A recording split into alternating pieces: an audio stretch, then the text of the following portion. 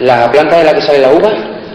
La planta De la que sale la uva. de la que sale la uva, pues la cepa. ¿Aquí se cultivan en el pueblo? Muy poco. Un poco, ¿no? Aquí lo que casi todas las casas hay alguna parra, Sí.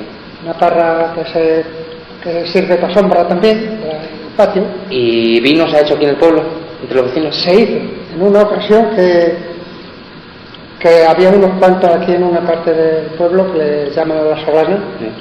que daban pues, precisamente un vino muy bueno. Que es una finca la Solana, ¿no? Bueno, eso tiene muchísimas parcelas. Yo tengo también ahí. Ah, ya. Es una zona, ¿no? Una zona de... Este pueblo está muy repartido, que hay fincas grandes. ¿No?